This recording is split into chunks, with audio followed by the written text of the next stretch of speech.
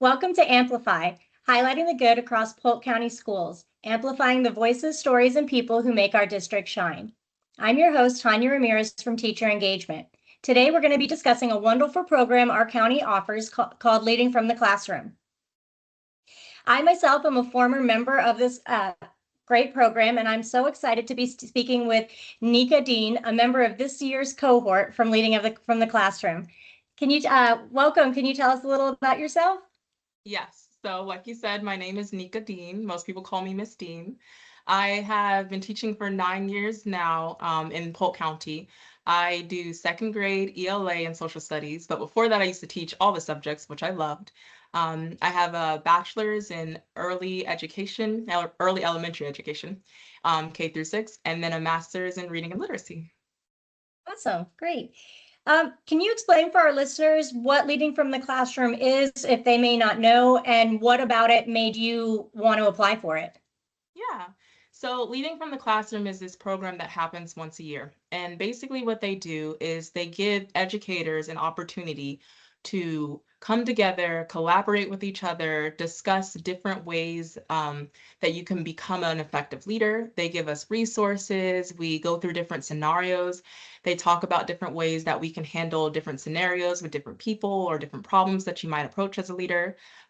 We get to do book studies, and we also get to create an action plan. And it really is just a great way that you get to develop any leadership skills that you have, but at the same time, you get to do it within your own circle and your own environment. So you don't have to leave being a teacher or being an educator or being a coach to do it. You get to still stay where you're at, but at the same time, be a leader within your own circle. And I think the second question you asked was why I decided to join. For me personally, I was attracted to the idea of, so I love being a teacher. I love seeing the kids every single day. And I also like that within my own school, I've had opportunities to step out and be a leader with being a grade chair or with just like sometimes running or hosting like a PD or a staff development. And with this, I felt like it was going to be an opportunity to kind of just continue my own personal growth, still do what I love, but at the same time, get to like learn something new and become more effective in areas that I am already in. So I like that idea. And then it doesn't hurt that there's a financial benefit to it too. Yeah, that always helps.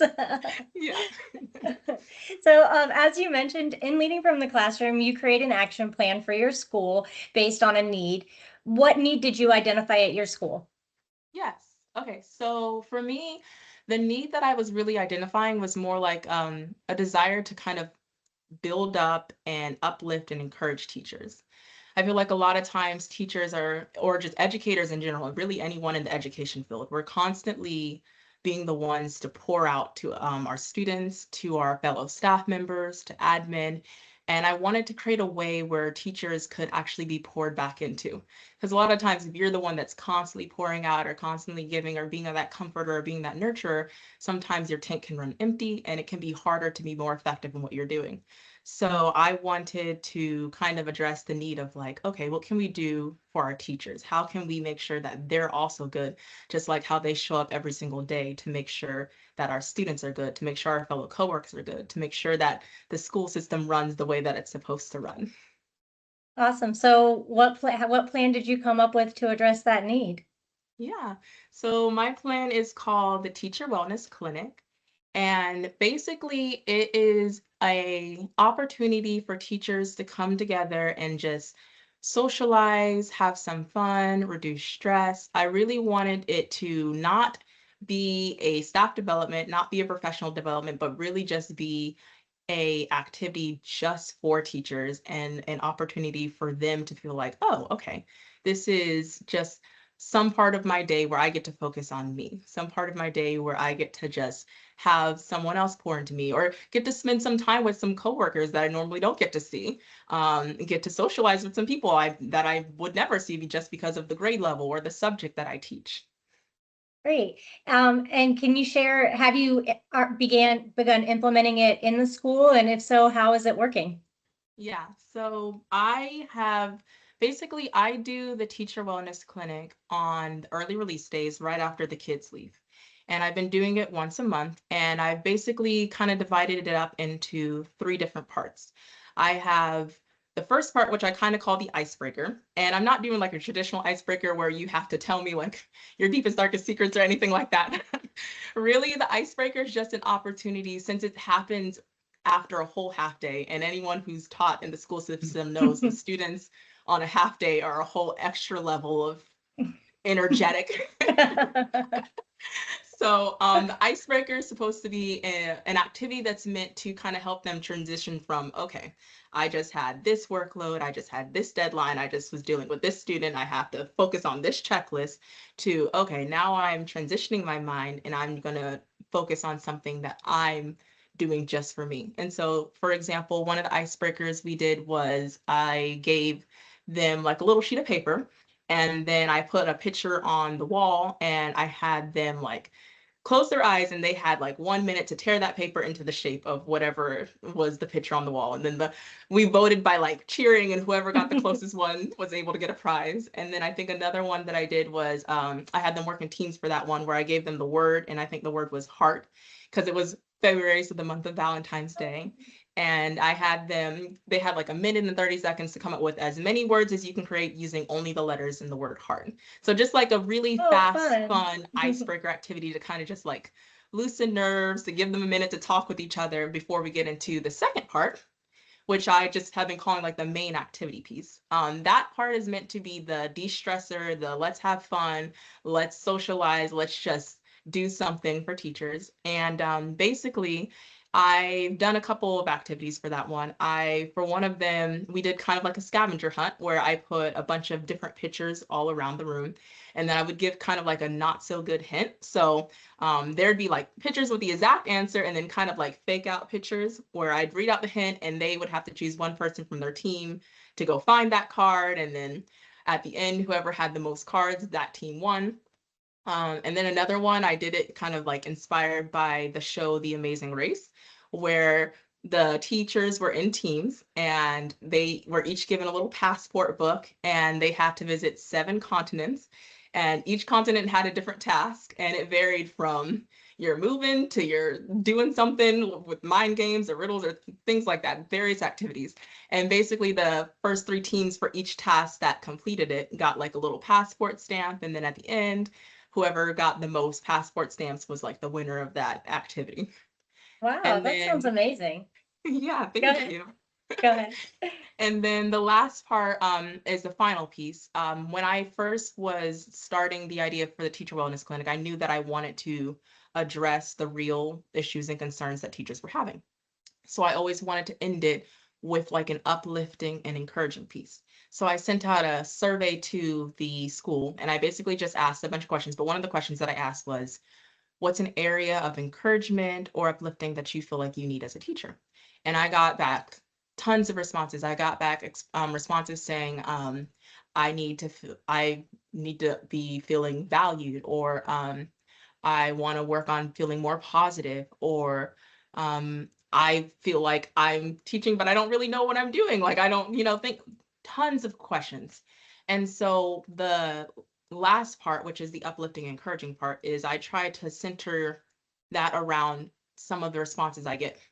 And so, for example, one of the uplifting, encouraging parts that we did was I had the teachers kind of write out on a card, what is one thing that you want, like it would really benefit you if somebody said this to you. Like it would just make your day if you heard somebody say this to you. Or what's one thing that you really need to tell yourself right now?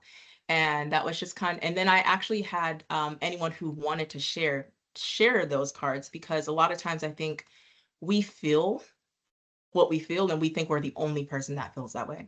But once we start sharing them with other people, we start to realize, oh, I'm not the only one that feels this way. Like there's actually other people that feel this way, like people who I look up to that feel this way. So it's okay to feel this way because I'm not alone. And so I like that aspect of sharing. And then I know another one we did kind of address like the I one of them that came up a lot was like feeling valued. So I wanted us to take a moment and define our value as educators. And I had them start with like the words educators are, and they had to fill in the rest of that phrase. And then I kind of had them work within a team so they could come up with their phrase within their own team area. And then we took all the cards that they wrote and we shuffled them all up, and then we just read them out loud anonymously. So no one had to feel like, like, oh my goodness, that's my card. And it was really helpful, like to see like the ways that educators define what educators are, what we do, what we bring to the table every single day, like really inspiring stuff.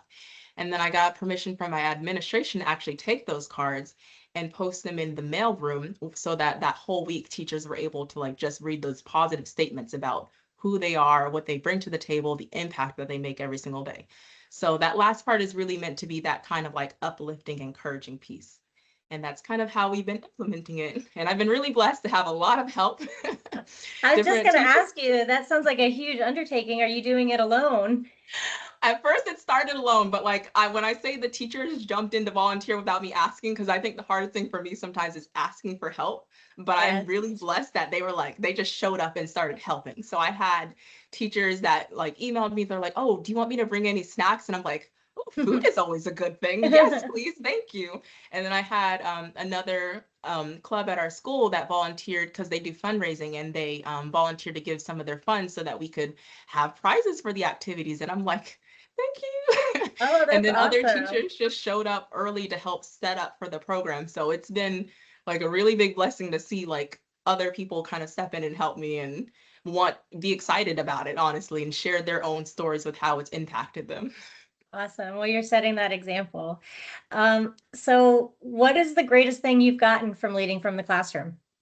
Okay.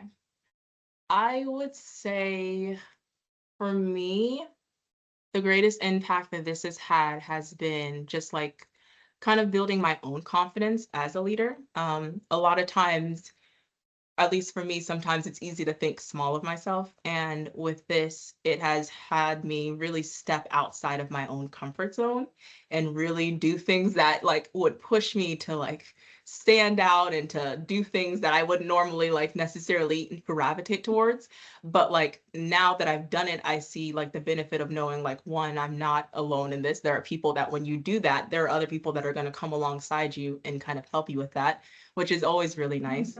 And it's just been a huge blessing, honestly, to have that. And honestly, another big thing, I know you said only one, but like another big thing that's really came out of this is just I really, really love the sessions that we get to have with the leaders of the Leading from the Classroom program, because they make it a point to reach out, to check in on you, to show up for your action plans, to help you with any questions you have, and to really make you feel like they are here for you and they support you and they care about you and they want to do whatever they can on their end to help you feel empowered and like you are a capable leader and like nothing can stop you.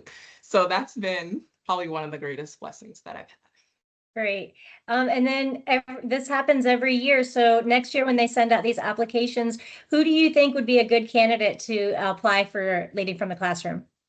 Oh, literally anybody that like has like a heart to want to be a problem fixer and has a solution driven mindset, anyone who is interested in just kind of making their own environment or their own circle a little bit better, anyone who wants to be a lifelong learner. Like if you are interested in those things, I would apply for the program. And I would also say not to disqualify yourself. So like, don't feel like you have to be a certain this or have a certain skill set or anything like that to be a good leader. Like if you have a heart to help people and you have a heart to serve people and you want to make your environment and your circle better, then you would be perfect for the program and you would be a good leader. And I would literally recommend it to anyone who would want to do that, because it's been an unexpected but really great blessing for me. So Great, great. I'm so happy to have gotten to speak with you today. Your program sounds amazing. Can you give your school a shout out one last time so everybody knows what school you're at? yeah, I'm at Sand Hill Elementary in Haines All City. right. And then before I let you go, I have one question that I ask all my guests just for Okay. fun.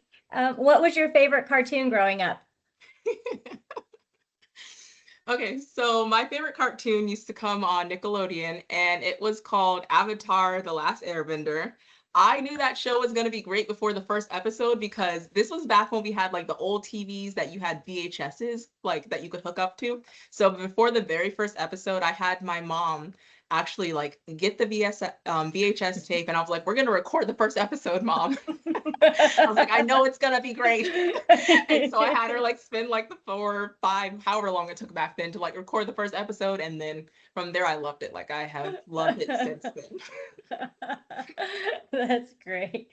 Well, thank you so much for talking with me today. And to everyone watching, thanks for listening. Keep amplifying the good. Until next time, I'm Tanya Ramirez. Thank you. Goodbye. Thank you.